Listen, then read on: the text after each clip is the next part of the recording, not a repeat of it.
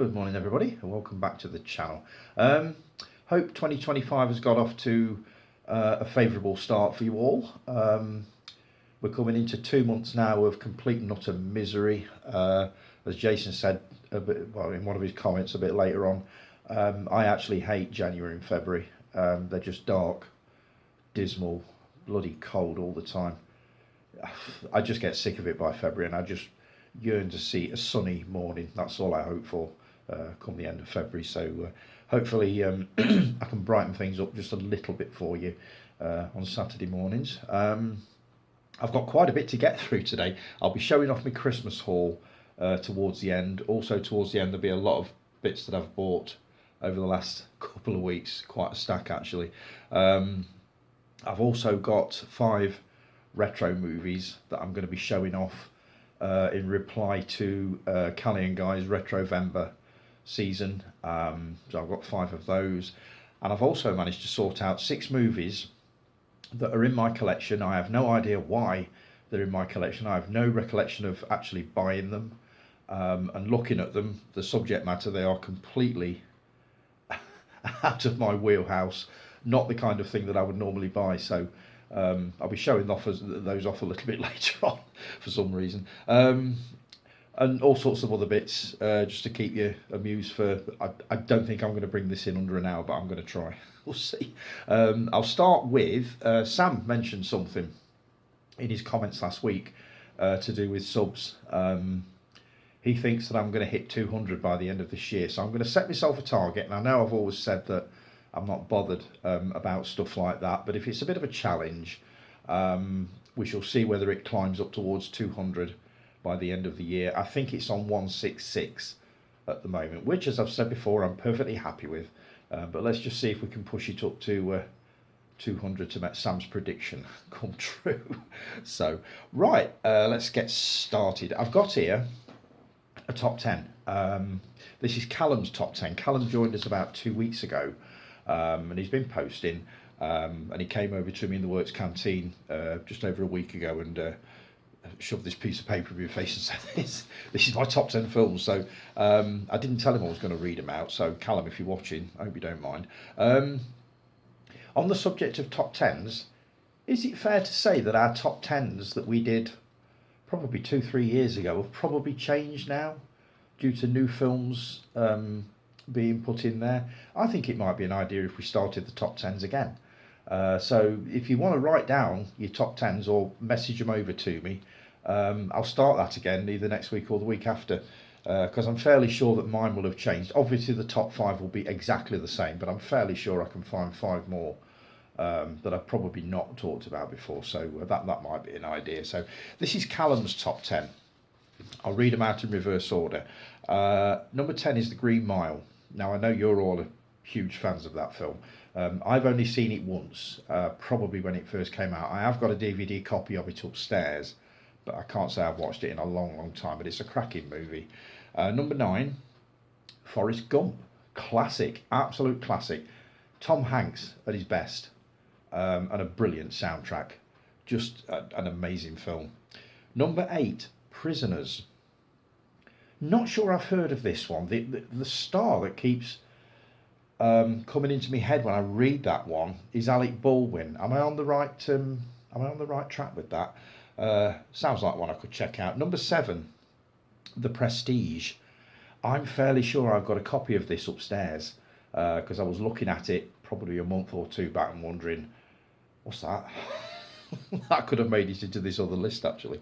Number 6, Star Wars, The Empire Strikes Back. Now, obviously, that's the second one. And I did ask him a few days ago, how come Star Wars, A New Hope and The Return of the Jedi didn't make it into the list? And he did tell me, but I've completely forgotten what he told me. So, Callum, if you're watching this, just drop in the comments below why it's just The Empire Strikes Back and not the trilogy as a whole.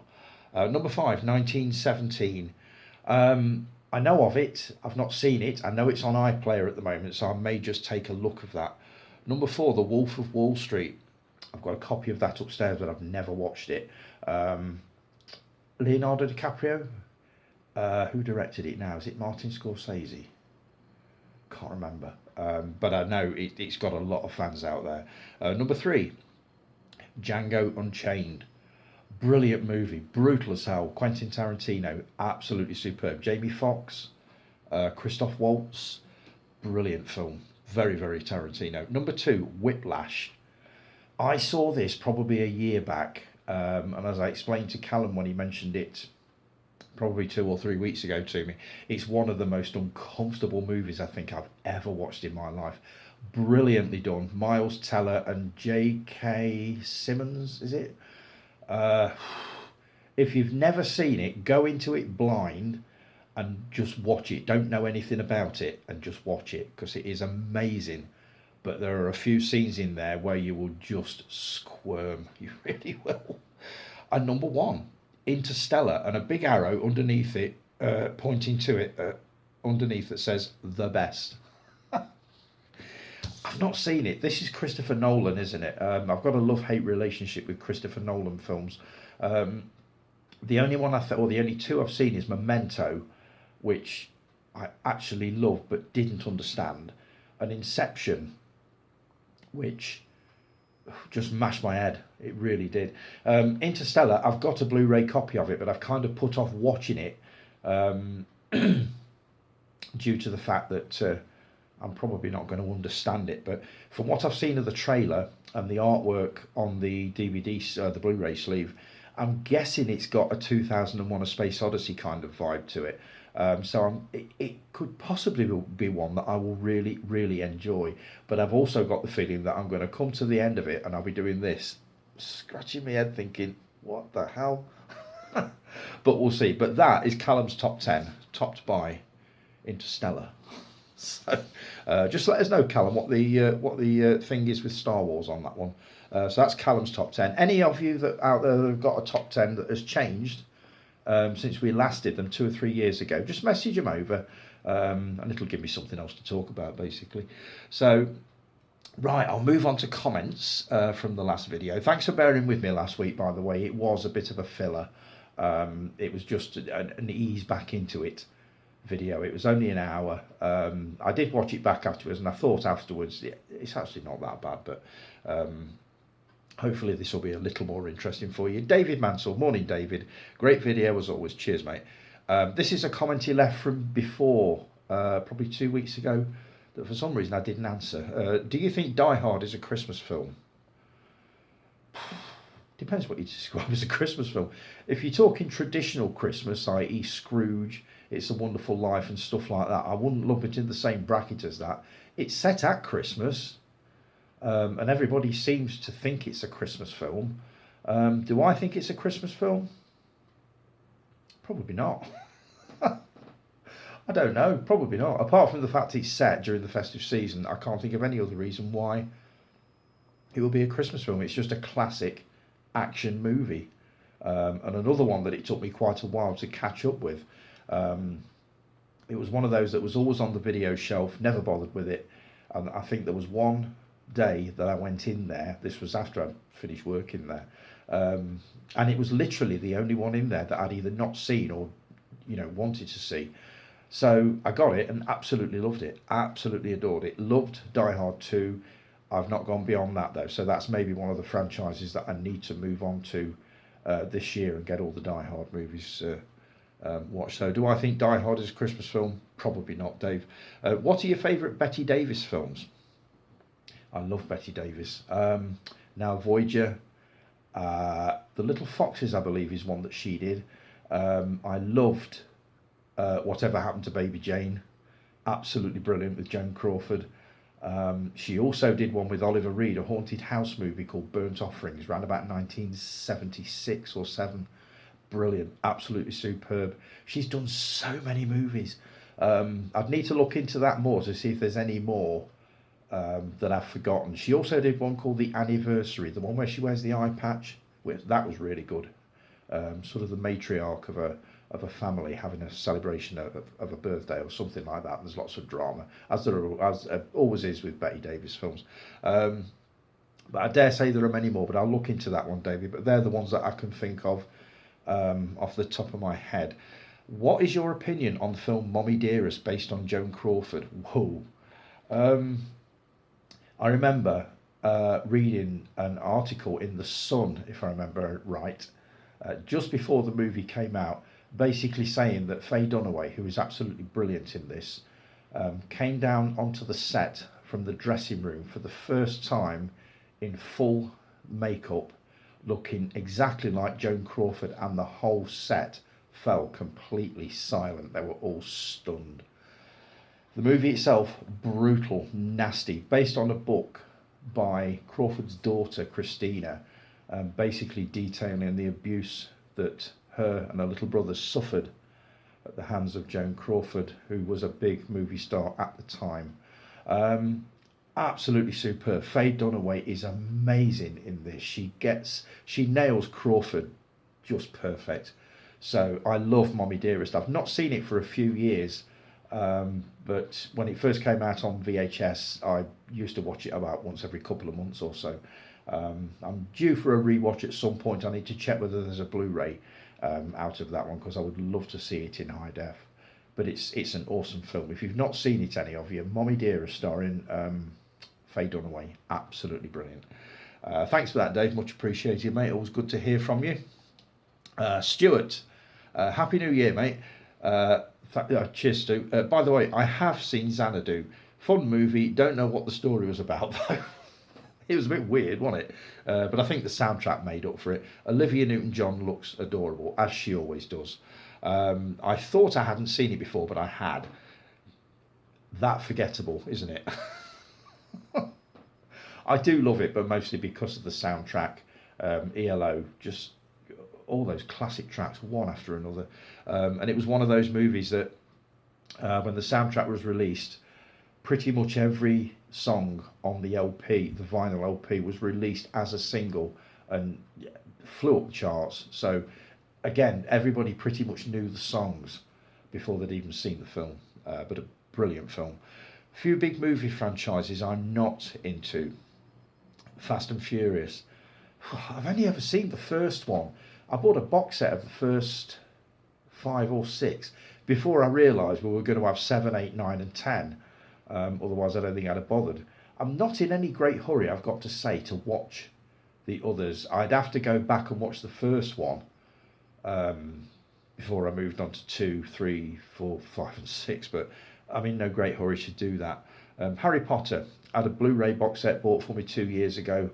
I don't think it's even out of the cellophane. So that is one franchise that I do need to catch up with. Lord of the Rings, I've promised myself I'm going to watch those this year. This is one of the franchises I definitely need to get into. I've got a beautiful box set, Blu-ray box set upstairs, of the extended editions of not only the original trilogy, but also the Hobbit trilogy as well. And I need to get them watched before the next lot come out. I'm fairly sure there are going to be more. Matrix, never had any interest in it. I did watch the first one and I just didn't get it. I really, really didn't. And it's one of those movies that if you ask anybody of a certain age and from a certain generation what their favourite movie is, 95 times out of 100 it's The Matrix. And I never got it. I really didn't. I've got no interest in watching it again, but I know it's got iconic scenes in it. Maybe at some point. Hunger Games, never seen it, and I've got no interest in it. I don't know. I know it's very well thought of. A mate of mine, he loves them, but they're just not for me. Mission Impossible. I keep meaning to watch these. I keep promising Jason that I will get into the Mission Impossible films. I did put one on one night last week or the week before. I think it was the first one. And within 3 minutes my phone went off and it was my sister, and I turned it off and never bothered putting it on again. So I was that far away from cracking on with the Mission Impossible series, Jay. That's definitely one that's on my franchise list for this year for sure. Over Christmas I just fancied watching one of my favourite films of all time, Close Encounters of the Third Kind. You are now officially my favourite person ever, Stuart. Nothing beats rewatching a favourite film, especially if you haven't seen it for ages.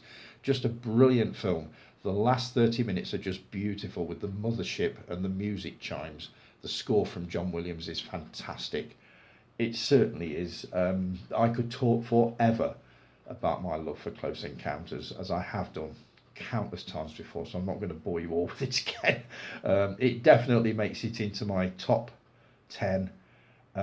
It's vying for top position between that and Saturday Night Fever, but I think Close Encounters just caps it. Definitely just tops that one. I am definitely due to have another watch of that, because I've had a 4K, I've probably got 2 by now, or 3 4K releases, and I know that in 2027 it'll be 50 years since it was released, and I'm fairly sure, I hope they will do a very, very special box set for the 50th anniversary, and I kind of hope that they re-release it in cinemas the same year. That is probably one of the few films that would actually get me back into a cinema, because I just loved it, as you know. It was on Burton Odeon 1977. I saw it the first time and didn't quite get it, so I went back to see it a second time, got it, loved it, and ended up watching it something like 15 times in 3 weeks. I couldn't get enough of it, just adored it, and still do, as you all know. I'm working on my top 10 sci-fi movies list. I'll put it on YouTube soon. Looking forward to that one, Stuart. I've kind of fallen behind with your videos. I keep saying this to everybody, and I will. One of my New Year's resolutions, if you can call them New Year's resolutions, is to keep up with other people's videos, because everybody's kind enough to watch mine, and here's me sort of watching the odd one here and there. I do need to catch up with yours, mate, absolutely. Every time I look at your videos, there's at least 5 or 6 there that I think I must watch that. I wouldn't mind seeing what he's got on that list. So yes, I will be catching up with you, Stu, don't worry about that. I think that's you done. Thanks for that, Stu, much appreciated, mate. Always brilliant to hear from you. Roy, morning, Roy. Just finished it. He's talking about the video. It was a busy day with one thing and another. Excellent listen as always, Tony. Thanks very much, Roy. Much appreciated, mate. I never get bored of compliments, so please don't get bored of throwing them at me. Glad you're getting over the lurgy. Touch wood, I've managed to dodge everything so far. I am over it. Yes, it's a lot better than it was. I'm still sort of, lemon tea with honey. I've got 2 bottles of cough medicine on here. I've got another one upstairs by the bed. I will finish them. I want to make sure that I completely exterminate it before I stop doing it. It was horrible. You all know. Everybody's had it. I'm fairly sure that at some point, what with all the people at work that are coughing and spluttering all over each other, I'm fairly sure that I will end up with it again. I certainly hope not, though. If I keep taking this, hopefully this will be preventative. But yes, I'm feeling a lot better, mate. Thank you very much. I'm loving the Billy Wilder talk. I thought you might. I've got something to show you right here, actually. Just bear with me just a minute. I'm coming on to another comment just after yours, and it will lead very nicely into these Blu-rays that I've got here that I think you'll find particularly interesting. In recent years, he has leapfrogged Hitchcock as my favourite director. Not got that far yet. I've only seen Some Like It Hot, which I absolutely adore. For some strange reason, I got it into my head that Billy Wilder only did comedies, but he's done some cracking dramas, as you're about to see. Let's see. I was going to start ranting about remakes, then remembered that we're going to watch the Nosferatu remake tomorrow. That's different, isn't it? I mean, the original version of that was 1922, so I think they've left a good gap. I know there have been the odd sort of attempted remake in the 70s. Was it Nosferatu the Vampire with Klaus Kinski around about 1979? There was also one kind of loosely based on it. It's The Last Voyage of the Demeter, which I think is one of Mark's favourites. He loved that. Mark loves his vampire movies. So I think we've left a fair old gap between that. So I don't think you can class a remake, that particular remake, as being, too soon after the original. Not if it's like over 100 years. You'll have to let us know what you think of that. One of the other members went to see it yesterday in America, Alec Bean, and he loved it, absolutely loved it. So and it's going down really, really, really well. So I look forward to hearing your thoughts on that. Oh yes, Ace in the Hole. Sublime film, Tony. Kirk Douglas is a horrible git that you can't help rooting for Oh dear. God, I love that film, and it's probably not in the Wilder top 3. I definitely want to take a look at it. I'm going to get a copy of that for sure, because it will go very nicely with this little collection that I'm about to show off. Thanks for that, Roy. Much appreciated, mate. Always great to hear from you. Hope the new year's treating you well. Steve Mack, our Criterion guy. Morning, Steve. Guess who wrote, directed and produced Ace in the Hole? He sent me a little quiz question, aka The Big Carnival. I got it right, but only because he was waxing lyrical about Billy Wilder last week, and I thought, it's got to be Billy Wilder. I didn't even bother looking, and I was correct. So I'll just put this down and I'll just show these off. I ordered these on the back of the little chat we had about Billy Wilder. Was it last week or the week before? I can't remember. But I went onto Amazon, and basically one led on to another, resulting in this. First one, Sunset Boulevard. Is this Gloria Swanson? William Holden and Gloria Swanson. I don't know anything about it apart from the fact it's to do with an aging Hollywood star. That is all I know about it. But as soon as I saw it was a Billy Wilder film, I thought, that's one I've heard of, that's one to get. This is one of Sam's favourites, it's one of Roy's favourites. This is one of everybody's favourites, but I've never seen it. The Apartment. Shirley MacLaine, Jack Lemmon, Fred MacMurray, who I remember from The Swarm, actually, was in that. I can't wait to watch this one. Everybody talks about this one with such affection. This is one that I definitely do need to watch. And then this one, Steve, you're going to love this. The Criterion edition of Double Indemnity. Again, know nothing about this. It is a film noir from the either 40s or 50s. I can't remember which one it is.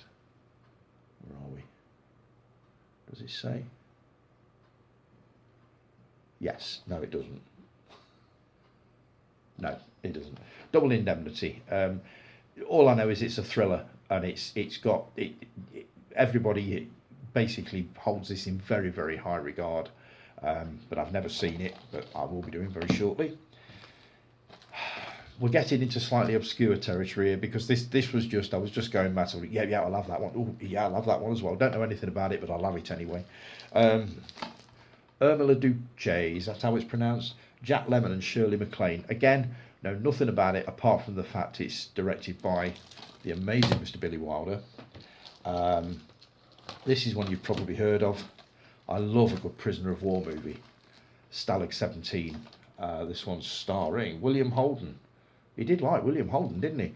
And quite a few other people. I'm assuming this is going to be along the lines of King Rat, The Great Escape, The Wooden Horse, Colditz Story, that kind of thing. It certainly looks in the same vein, so looking forward to taking a look at that. And finally, I was listening to a podcast, the Pure Cinema podcast, one of my favourites, and they were talking about this film, and it just intrigued me. I've, again, never heard of it. It's a wartime story, 5 Graves to Cairo. Again, know nothing about this apart from the fact, again, it's held in very high regard amongst Billy Wilder fans. So that I'm looking forward to taking a look at. And that is my Billy Wilder collection as it stands at the moment. Are there any others that you'll recommend to me, apart from Ace in the Hole, which I'm definitely getting a copy of? Because I can't think of any more offhand. Excuse me. See, it's still there. So there you go. Billy Wilder. His whole career in that. So I'm looking forward to getting into those. Let's see, what have I got? Oh, 6 minutes. I've just got enough time to get through Sam's comments. Morning, Sam. Let's see. Good morning, Tony. Morning, Sam. Happy New Year, buddy, and glad to hear you and Rob had a great Christmas and hope you have a fantastic 2025 ahead. Me too, mate. I really do. Thanks for that. Much appreciated. I have kickstarted my 2025 viewing with some westerns, like the original Magnificent Seven, which was awesome. Brilliant movie. Seen it countless times. Absolutely love it. High Noon. Not got round to that one, which was fantastic, you say. The Big Country, which is one that really surprised me. Gregory Peck was excellent in it. Charlton Heston in there as well. Gene Simmons, great cast and superb score tone. I love The Big Country. I've only seen it once, but like you, I was really surprised at how good it actually was. And that theme, oh my God, you never forget that. Never forget it. What else have I got here? 310 to Yuma. The original was excellent. Can't wait to check out more westerns, especially the Clint Eastwood ones. That's the version of 310 to Yuma I've got. This is the remake with Russell Crowe and Christian Bale. Now, this was recommended to me by Mark. He loves this film. So I thought I'm going to grab a copy of that and take a look, but I haven't had a chance yet. So I'm going to move this down by the TV now you've brought it up, and I'll be taking a look at that one soon. But that's the version I've got. I will be looking into the original, because I do like to watch both the versions of movies, especially if the remakes have been cited as being as good as, if not better, than the original. Let's see. Can't wait to check out more westerns, especially the Clint Eastwood ones. I plan on checking out The Outlaw Josie Wales. Saw that the other week. Brilliant. High Plains Drifter. Really, really good. Also, Fistful of Dollars and A Few Dollars More. What's your thoughts, bud? You've got a good list to go at there. The other two entries in the Dollars trilogy, which you've just mentioned, are both excellent. I found the first one slightly confusing. I had to keep going back by 5 minutes. It basically involved him going backwards and forwards between two families, playing them both off against each other. And it got a bit confusing for me because this old head don't hold facts as well as it used to do. So, but I really, really enjoyed it. Absolutely loved it. Clint Eastwood westerns. What else can I think of? Hang 'em High. Try that one. That's a good one. Hang 'em High. And there's many others, not just westerns, but superb films. Tightrope, which I think you've got on VHS. That is really good. Some Like It Hot is really good, Tony. Looking forward to checking out more of Billy Wilder's work. So am I, as you've just seen. I booked to see Sunset Boulevard at Tyneside Cinema. Heard amazing things. Seeing that on the big screen, you lucky sod. Wow, can't wait to see what it looks like on the big screen, or what you think it looks like on the big screen. By the time you read this out, Tony, I have just turned 27. I'm seeing, or have seen, the latest Nosferatu on my birthday, my most anticipated new release, and just looks superb. Are you going to see this, Tony? Not at the cinema, highly unlikely, Sam. I will watch it the second it comes on streaming, or if the 4K is a reasonable price, I will definitely grab a copy of that, because I'm fairly sure that I will like that one. But it won't be a cinema visit, unfortunately, mate. Definitely not. I wish you happy birthday now, but I'm planning on texting you a little bit later on to wish you happy birthday. But by the time you watch this, hope you had a good birthday, mate, and hope to hear what you make of the new Nosferatu. I plan on checking out the James Bond film series in its entirety this year, and the Rocky film series. I've seen a handful of Bond movies. Only seen the original Rocky though. Rocky Balboa and Creed movies. Really enjoyed these films. Heard great things about the other Rocky sequels. I watched them all. Was it last year or the year before? I can't remember. For the first time, and absolutely loved them. I've avoided them like the plague for years because I'm just not a sports film person. As soon as I hear a film is based around the sporting world, total turn off. Apart from motor racing dudes, I do love the odd motor racing film. Le Mans starring Steve McQueen, Winning Paul Newman, Grand Prix with James Garner, that kind of thing. But the Rocky series, I think you're going to have a great time with them. I absolutely loved them. The only one I've not seen is I don't think I've seen Creed 2 or 3, but I plan on watching them at some point just to complete the set. But yes, you are really going to enjoy them. And as for the Bond films, which ones haven't you seen? I'm curious. I've seen them all. Absolutely love them. I've watched them all multiple times. As everybody knows, my favourite is On Her Majesty's Secret Service. Never get bored of that one. So let's see. Take care, Tone, and look forward to next Saturday's blog as ever, bud. Much appreciated, Sam. Hope you're having a good 2025 so far. You put some New Year's resolutions, movie-related resolutions down here, which I'm going to be reading out when I come back from a quick break, because we're just going to hit 30 minutes. I'll be back in a sec.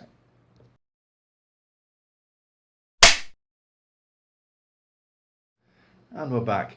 Right, where were we, Sam? Your New Year's movie-related resolutions.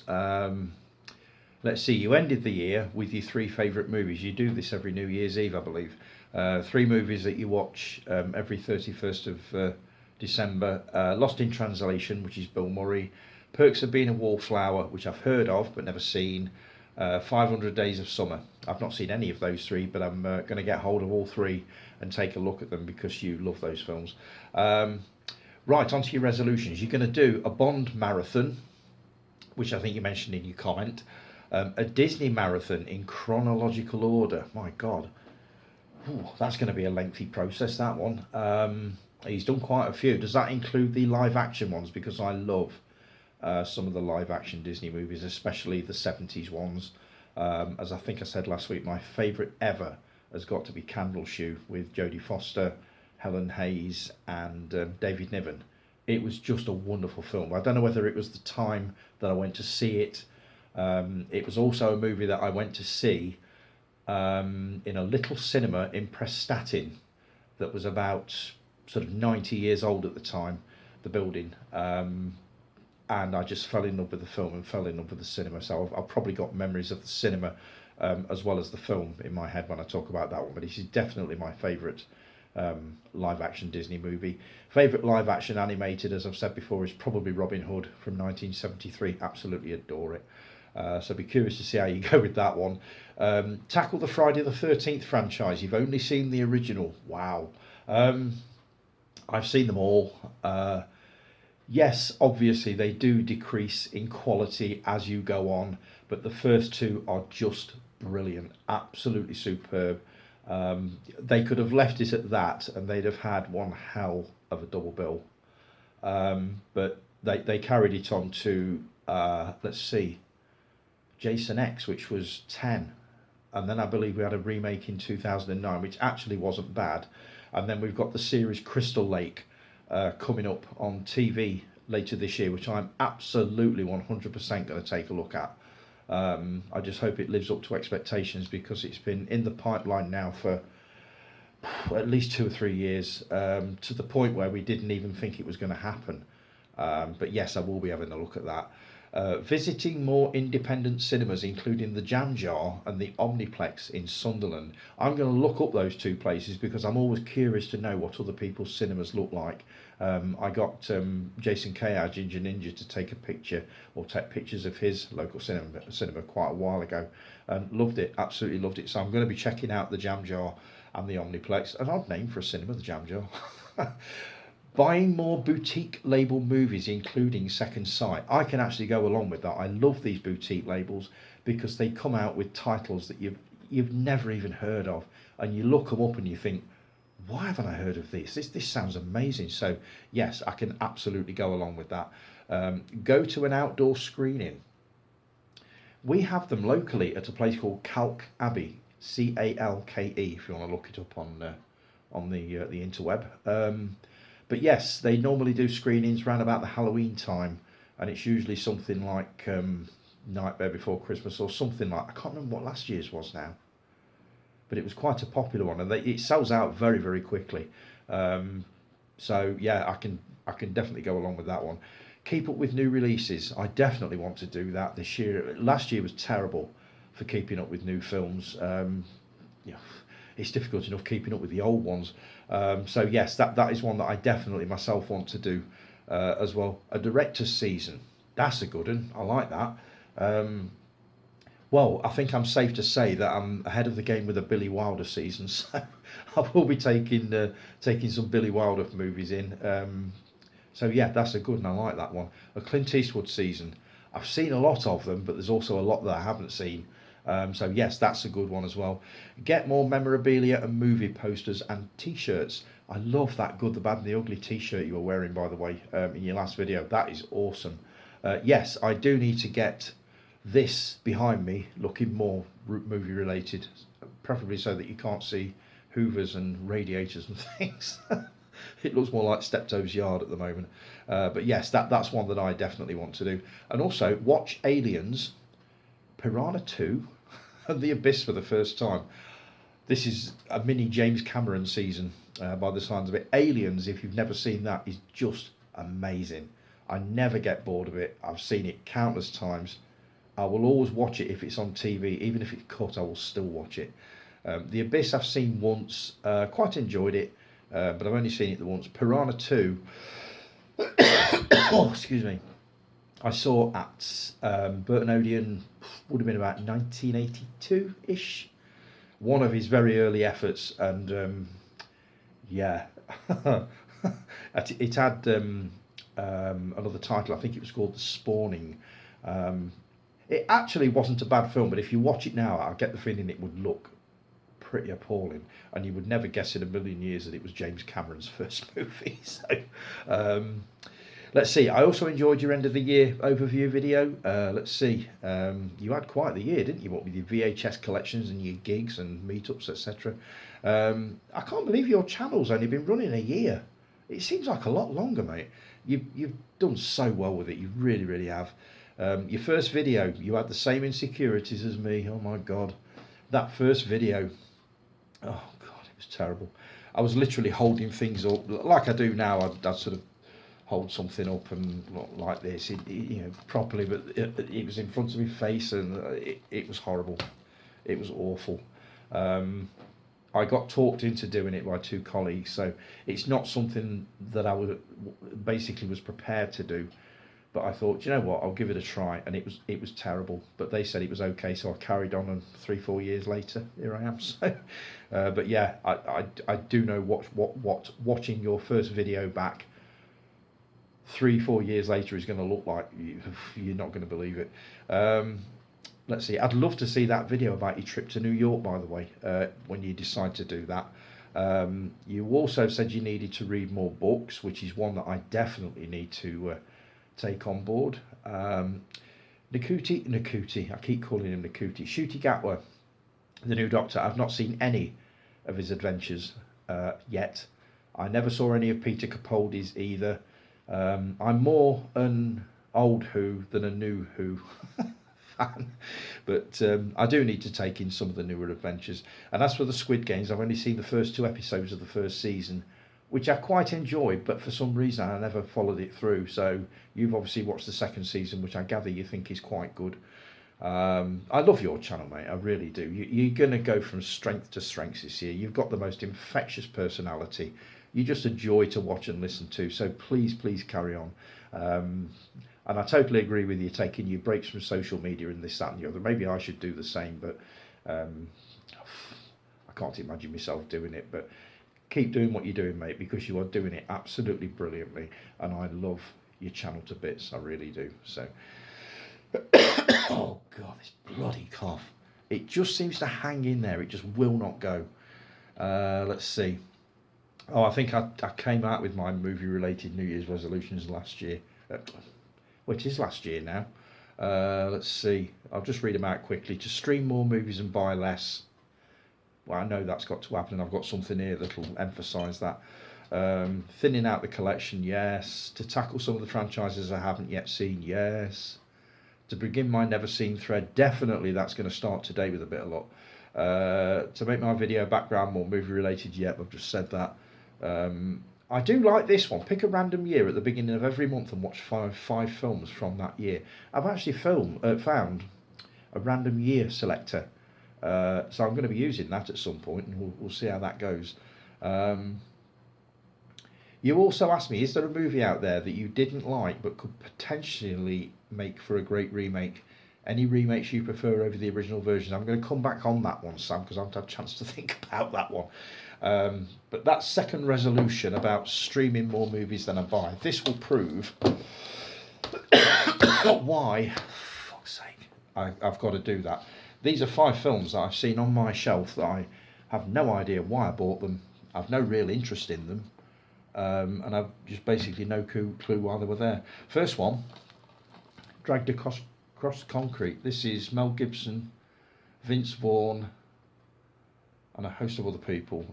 I think this was recommended to me by Chris, our techie guy. He loves Mel Gibson, and I'm fairly sure he recommended this to me. When I got it, what I didn't read was from the writer and director of Bone Tomahawk and Brawl in Cell Block 99. Bone Tomahawk is one of the most horrifying pieces of cinema I think I've ever watched. And from what I've read about Brawl in Cell Block 99, I think that could probably top it, because from what I've read, and I went on the parents' guide for this one on the IMDb, some of the scenes in there I absolutely could not watch. Not in a million years could I watch them. So what made me buy this, I don't know. Next one, this is quite a famous one. Inception. As I said earlier when I was talking about Callum's movies, let's see, I think we were talking about Interstellar. I didn't get it. I just didn't get it the first time I watched it. And for some reason I thought, I went through a Christopher Nolan phase, a bit like I did with the Billy Wilder thing, where I was just ordering everything I could find on Christopher Nolan, because everybody was saying you need to watch his other movies, and it will all kind of fall into place. So I bought this one, even though I know it completely mashed my head last time. So that's another one that will probably sit there for quite a while. This one, I watched and I actually quite enjoyed this, but why I actually bought it, I don't know, because I'm highly unlikely I'm going to watch it again. Coco D, Coco Da. It's an art house movie, an art house horror movie, released about 4 years ago, 3-4 years ago. I saw the trailer to it and was intrigued by it enough to buy it before I'd even seen it. I did quite enjoy it, but I think it's safe to say that I won't be watching it again. It was just weird as fuck, and I mean weird. So that's another one. This one, Pluto. I have no idea what it's about. It's a Korean movie, so I must have been going through some kind of a Korean phase at the time. I have no idea what it's about. Why I actually bought it, I have no clue. That's another one. Oh, where's that bloody medicine now? This one is quite a famous one. I think this was when I first got my 4K player. I thought I need something that's really going to show it off well. And for some strange reason I plumped for this one, Skyscraper. And as soon as I got it and I showed it off on that particular week's video, people were messaging me saying, what a pile of crap that film is. Why on earth did you pick that one? Because it was the first one that I could find that, people said that the ones that did like it said it really shows off your 4K player. Now, I've not even watched it yet, so I haven't a clue, but will I watch it? Who knows? And this is a really strange one. This is most unlike me. Abducted by the Daleks. It is basically, and I've never watched this, so I don't know for sure, but I'll just show the back of it very, very quickly. Yeah. I bought it not realising that it's probably quite a softcore porn film. So I've not watched it. The only thing I saw was Daleks, and I thought, oh, never heard of that, we'll have that. And then I got it through and looked at the back and thought, what the hell have you bought here? Now, the only reason I hold on to this is because I have looked this up on the interweb, on various sort of auction sites and this, that and the other, and you cannot get this for love nor money. I'm guessing this is a really, really rare film, which is the only reason I hold on to it, because I get the feeling this is going to be worth a bit in years to come. So that is the reason why I need to start streaming and not buying Blu-rays random. That pretty much typifies it. So oh god, let me just have a quick drink, see if this will help it. Hang on. Try the old trusted medicine.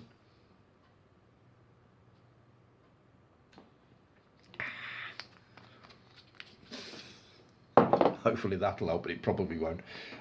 Please forgive me for coughing all over you.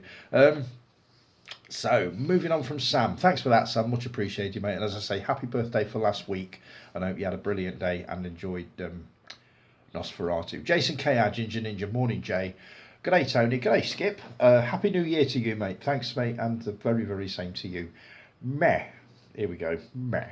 Likely came as a derivative of the term A, as in A, it's okay, I guess. No idea, but I do use it a bit myself. That doesn't surprise me. Oh, Christ. I really enjoy American Psycho, but the thought of a remake of this film in particular is really not something that needs to be done, nor do I want to see it. I just don't think it needs to be. Given the many films out there that need to be remade, I've said it before and I will say it again, Maximum Overdrive needs a proper remake. I quite enjoyed Maximum Overdrive. I saw it probably 3 months ago on the Horror Channel, or was it Talking Pictures? I actually quite enjoyed it. I know it's not very well thought of. I get the feeling they could do a really, really cracking remake with the technology that they've got now that they didn't have back then. So yeah, and speaking of remakes, I'm looking forward to hearing your thoughts on this next week. Yeah, I think that would be a good one to do. I'll have a think over the next week over any others that didn't do particularly well the first time round that could probably do with a remake to improve them. And me and a couple of other members have basically said the same thing over the years, that why do they keep remaking movies that were successful the first time round? Why don't they remake something that didn't work as an original and just turn it into something special with a remake now? But they don't seem to think along those lines. Venom, while not comic book accurate, is a fun trilogy and definitely worth checking out. I will definitely have a look at those. I'm not taking any notice of what the critics said about Venom 3 because I don't listen to critics. I know a lot of people don't hold the Venom trilogy in very high regard, but there are also a lot of people out there like yourself who do. So I will be checking out the Venom trilogy. Until next week, feel better soon. That's sooner said than done, mate. Just bear with me. This stuff always works for me. If I can get into it. This is the lemon stuff.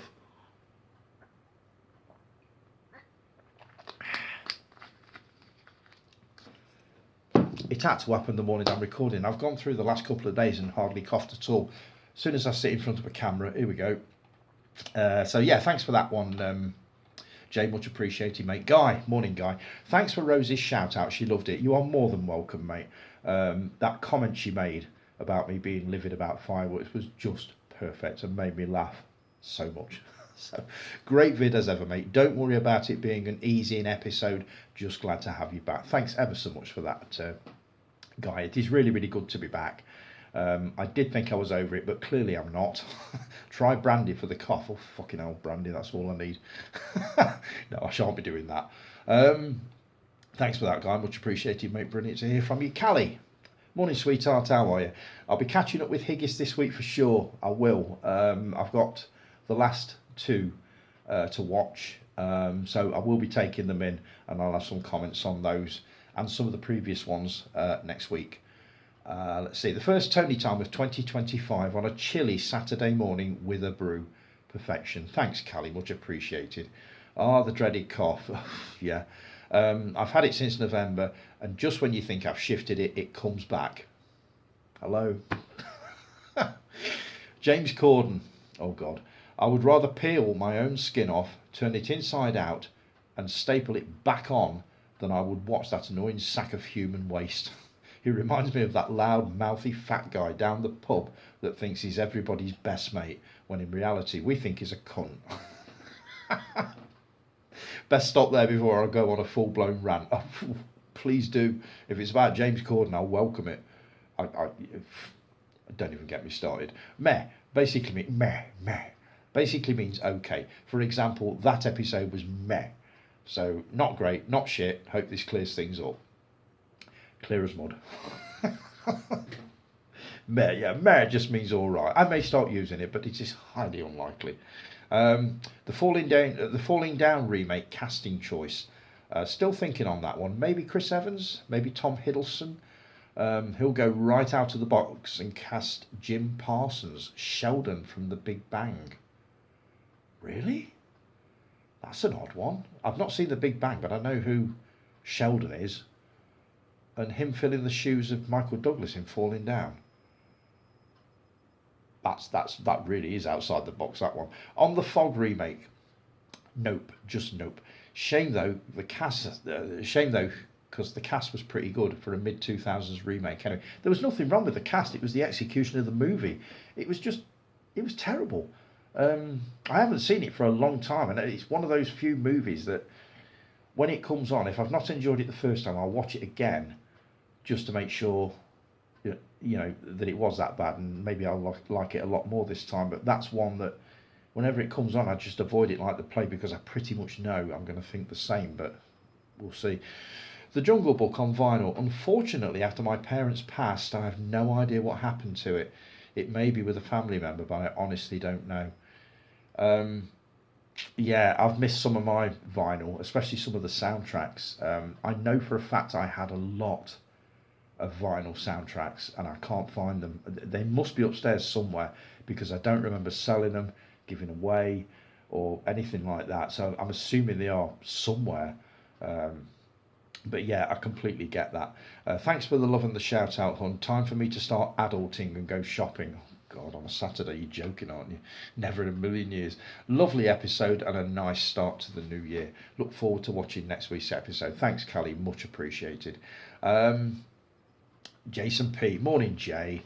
Great vid, mate. Would love to see if any of your resolutions come to fruition. I am going to make them happen this year. I'm sick of being the guy that sits here and says, I'm going to do this, I'm going to watch that, I'm going to do this, and then it never happens. I'm tired of doing it. So I'm going to try now to restrict myself on saying that I'm going to do something or watch something unless I'm absolutely sure that I'm going to do it. I've got a little stack of DVDs and Blu-rays by the TV about that high, which is essentially my January watch list, and I will not bring any more down until they have been watched and written about or talked about. That is the plan, and that's what I want to do now, is just get all of those resolutions that I mentioned earlier sorted. So leave that with me. I shall be having another movie clear out in about 5 years. In that time, physical media will be on the decline even more, or on the up, we shall see. But I'll look at the age I am, excuse me, and ask myself, will I really be watching Avengers Assemble again in my lifetime? I'm 52 now and can't see it happening. So if I was to be offered a decent price for some of my Marvels now, I'd take it. I just want a big shelf full of classic movies, and Avengers Assemble or the other three are not classics. That's how I want it to be. I want to get it down to a sensible amount, and I want them to all be classic movies that I will definitely watch again. If I see something on there that I've watched and I have no intention, I know for a fact, of watching it again, at some point it will go. And I'll be keeping you updated on the progress of that, because I know you're interested in that kind of thing, how it works. So anyway, that's enough from me. It's early January and I hate January, February. I always feel a bit meh. Of course you do. You're never seen it for this week. Where's Mark? We haven't heard of Mark. Ooh, Mark, you okay? Never seen it from Jason. Get Carter, 1971. You were right. I'm really proud of you for getting this one under your belt. When his brother dies under mysterious circumstances in a car accident, London gangster Jack Carter, played by Kane, travels to Newcastle to investigate. I've never bothered with this because after seeing the trailer, I thought it looked dated. 1971, dude. It's going to look dated. I thought I'd give it a go anyway, as Tony raves about it so much. And in brackets, I have to be careful of what he raves about nowadays. It is true, because I will rave about the most unlikely movies, so I do kind of get that. Well, I thought it was okay. I wouldn't watch it again, but it wasn't one of those films where I couldn't wait for it to end. Even Brian Mosley, Alf Roberts to those that know, played a good part. He was good in that, actually, and I think that was before he took on Corrie. I'm fairly sure of it. Roy, you said, great film, Jason. Michael Caine on top form. Caroline says, a fabulous film. Watch out for the rocking chair scene. That's a Freudian comment, that one, isn't it? I know the rocking chair scene. Mark said, I've seen the Stallone version. Does that count? No, it bleeding well doesn't. That was an affront to get Carter. And that was shit too. That's fair enough. I forgive you for that one then. I have seen the Stallone version, and I can't say that I was overly impressed with it at all. But Get Carter, the original 1971, total classic, and I'm really proud of you, Jay, for putting that one on as your first movie of 2025. So let's see, what have I got? About 6 minutes before we hit 30 minutes again. Jay, you put on a post about the TV screening of Crocodile Dundee over Christmas. There's a few articles doing the rounds about the showing of Crocodile Dundee at 4 p.m. on Boxing Day on Channel 5. Cut to shreds, apparently. Of course it was. Even the classic scene, nah, that's a knife, was cut. What, the whole thing? I'm not being funny, but if you watch this classic movie on terrestrial TV at any time of the day, never mind 4 p.m, then you deserve all you see. They even showed The Fugitive and Planes, Trains and Automobiles in the afternoon. Why? Why bother showing these things if you're not going to show them uncut? Show them later on. Jimmy Lee, you said, I enjoy this film, needs an uncut DVD release. Seeing it on TV was nostalgic at first, then upsetting as you realise the literal amount of things that were cut. I dread to think, I really do. I mean, the movie I think was a 15 when it came out. So if you're going to screen something like that at 4 o'clock in the afternoon, even though it is nearly 40 years old, like Jason said, you deserve all you get. Jason, you say, get yourself the DVD, mate. I wouldn't watch any movie on terrestrial TV nowadays. Surely it'd be easier to show them in full and uncut than deal with the complaints than to edit them. I quite agree. You all know my views on censorship, especially TV censorship. If you can't show it uncut, don't bother showing it at all, because people aren't interested in watching censored movies. Well, I'm certainly not. Right, I've got 5 films to show off here. This is basically something that Callie and Guy did in November. They did a season called Retrovember. And I found 5 of my favourite retro movies. I will start with The World is Full of Married Men. I love this, absolutely love this. It has the most amazing disco soundtrack. It's based on a Jackie Collins novel, so you pretty much know what you're getting. That's the back. I remember going to see this in 1979. It was one of the first X-certificate films I think I ever saw. I think I was slightly underage at the time. Let's see, 15, 16, 8. Yeah, I was slightly underage. But I do remember going to see it and thinking, that was really good. And I've had a copy of this ever since. I'm itching for a Blu-ray of that to come out. Next one, Al Jolson in The Jazz Singer. Now, I saw this years ago, and I grabbed this DVD just a few months ago. An amazing film, the very first talkie ever made in 1927. This changed the future of cinema completely. That's the back. But that's a retro movie that I do love to watch. This isn't even out of the cellophane yet. I think I watched it on BBC iPlayer once. So that's one. And then I've got 3. Oh, hang on, here's another one. Never Too Young to Rock. This was made about 1975, 76. Again, the soundtrack is amazing. You've got bands like Mud, the Glitter Band, oh dear, the Rubettes, Scott Fitzgerald, the Whoopee Band, whoever they are, Peter Noone, Joe Lynch, Sally James, plus 14 smash hits. I've only seen this once, and it is a terrible film, but it is terrible in a good way. It really is. I love this. I haven't seen it for a while. I might bang this on later on. I've got a horrible feeling this is on its way back. And 2 of my absolute favourite retro movies, The China Syndrome, Michael Douglas, Jane Fonda and Jack Lemmon, in the story of a near nuclear accident filmed by a news crew who were doing a tour of the nuclear plant at the time.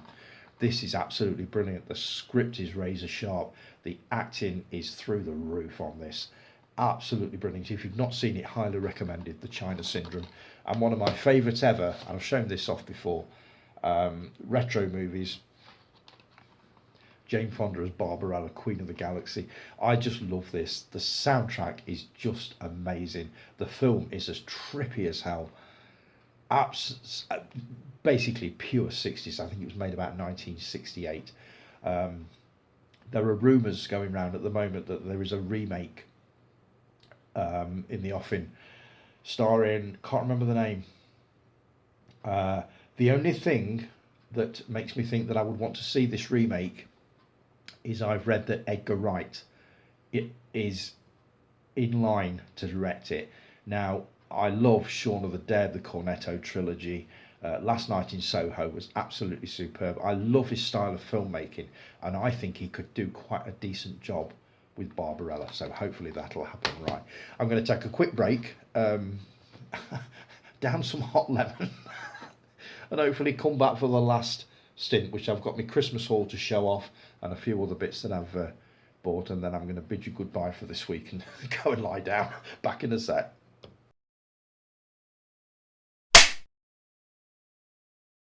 And we're back. Right, I need to wrap this up ASAP. I've been coughing like crazy while I've just been editing that last bit, so hopefully I can get through the next 5 or 10 minutes without coughing. I do apologise for this. If I'd have realised it was going to go like this, I'd have saved it till later in the week and done it then, but who knows how long it's going to hang around this time. So if you can put up with a little bit of coughing every now and then, I'll keep going. I'll show off a couple of bits. Let's see, these are a couple of bits that I was bought for Christmas, and I've got some more bits over there, but these are not really movie related, but you all pretty much know that I've invested in an air fryer. So Matt, my friend, kindly provided me with these dual air fryer zone book with recipes and stuff, which I'm going to be trying, and another one, the complete Ninja dual zone air fryer cookbook. So I'm going to be having a read of those and get this air fryer into use, and also this one. I think Rob bought me this one. It's a bit big. Let's see, back up there. There you go, Laurel and Hardy calendar for this year.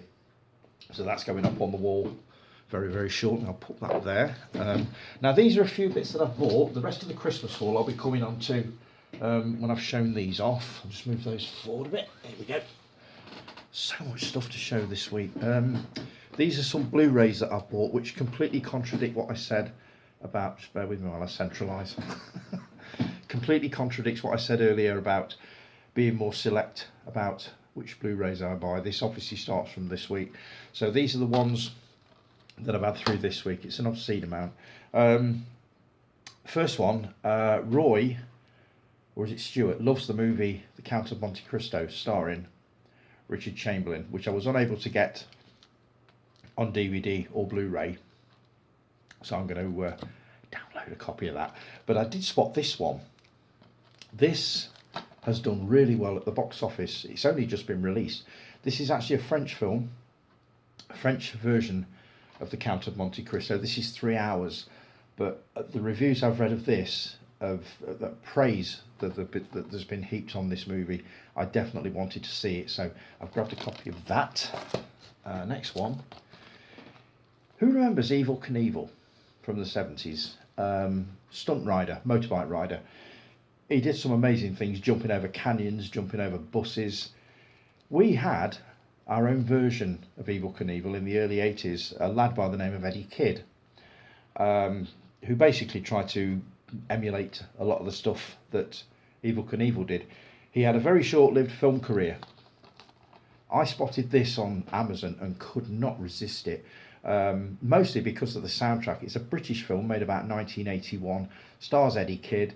I don't really know what it's about, but the soundtrack includes artists such as The Police, Madness, The Pretenders, The Boomtown Rats, Squeeze, Joe Jackson, Chic, Dire Straits, Jerry Lee Lewis, Gary Newman, Emerson, Lake and Palmer, and the list goes on. How could I possibly resist that? This is going to be a real time capsule of the early 80s, starring one of the biggest non-movie stars at the time. That's Eddie Kidd. So yeah, looking forward to taking that one in. This is one that I think Roy was talking about. This one. This is 7 Up. Now this was a TV programme where they took basically they interviewed a group of kids. I think it was it in the late 50s when it started? Can't remember. Does it say 1964? And every 7 years they revisit the same people, kids, and interview them to find out how their lives have changed. This was a groundbreaker in its time. Right up to, this is up to 49 up, but there are 2 others which I need to get hold of. But I found the idea of this fascinating. I thought I really, really want to see that. The Anedin Line. This was one of my dad's favourites. I've seen the first series on Talking Pictures TV just recently, and to make space on the hard drive, I spotted this on Amazon for about £3, so I thought I'll have the second season of that. Plus, I don't know whether Talking Pictures have actually got the rights to show any more series of it. So this may be the last one I'll be able to get hold of as far as Talking Pictures TV goes. But I should be able to get the rest of the series if I enjoy this one on, I believe, Dutch import, which obviously have got the British soundtrack to them. So looking forward to taking that one in. Cannot get centralised today. This is one. Who was talking about this the other week? The Black Phone. Can't remember. I was chatting with somebody about this movie and said that I wouldn't mind seeing it. And I showed Rob the trailer to it on YouTube, and that looks good. So I ordered a copy of that for about £3. Looking forward to getting into that one. Steve Mack. If you're still watching, Steve, I do listen to you.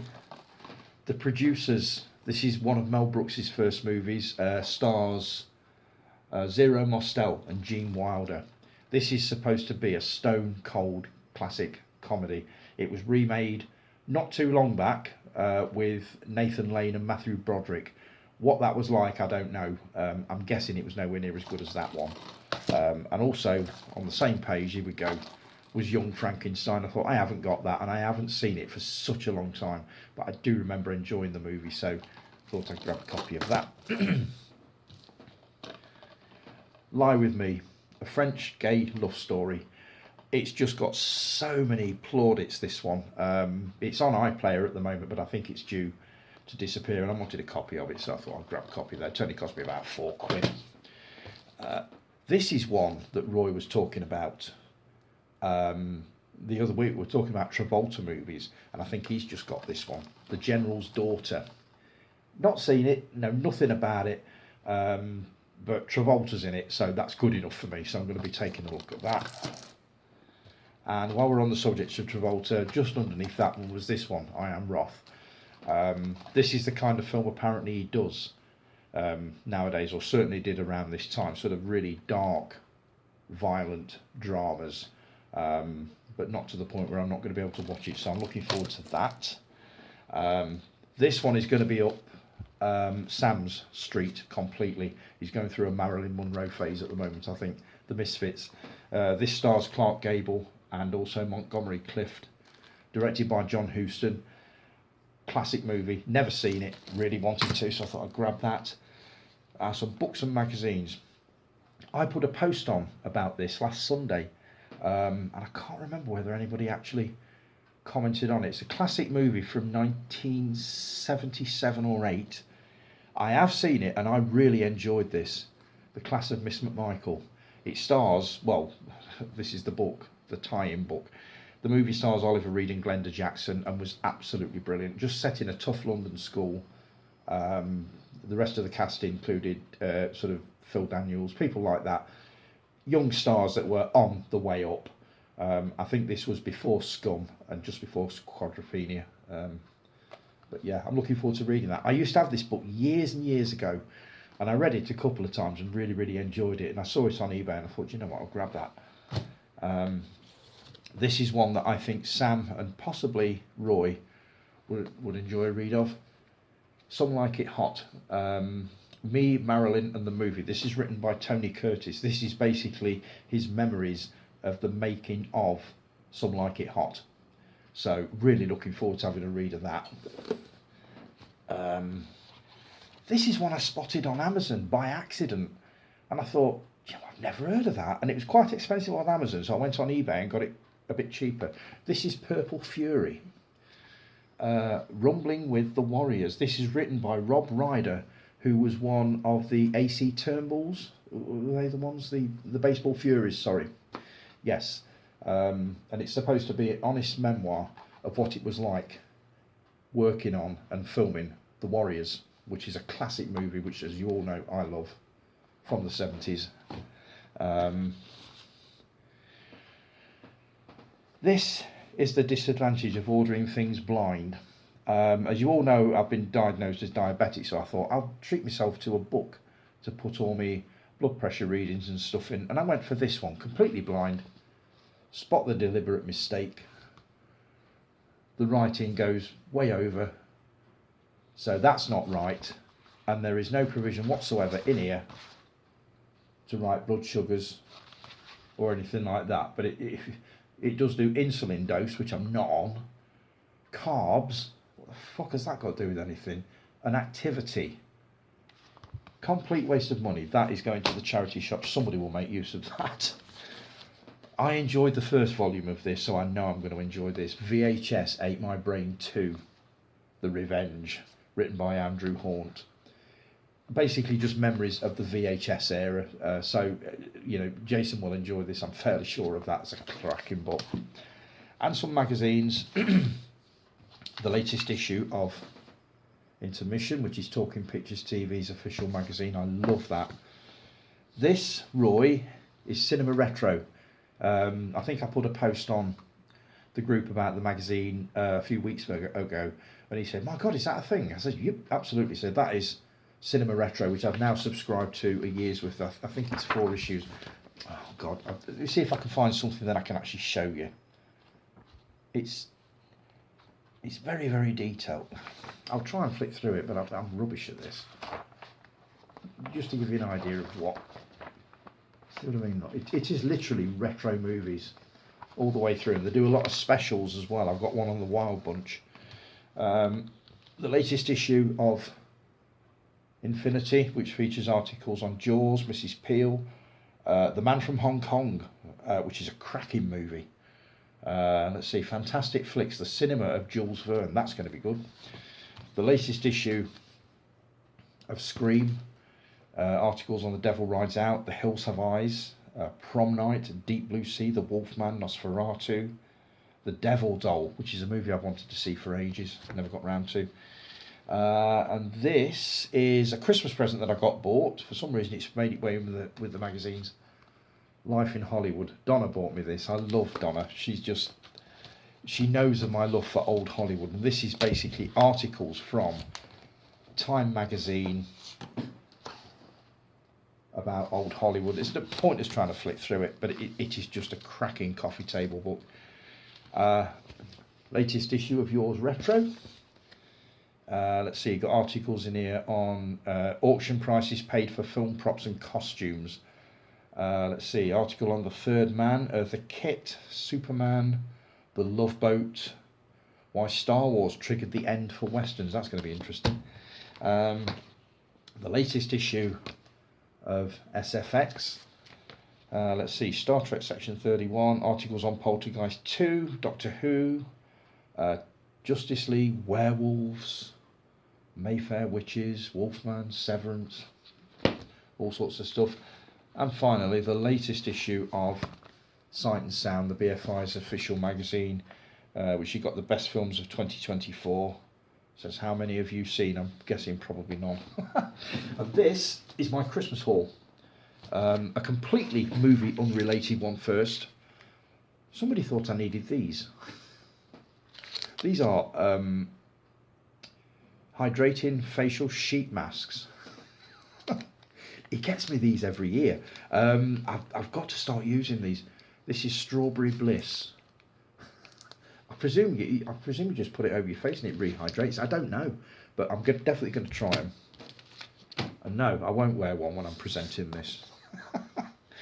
A movie review logbook for me to start writing down the movies that I see.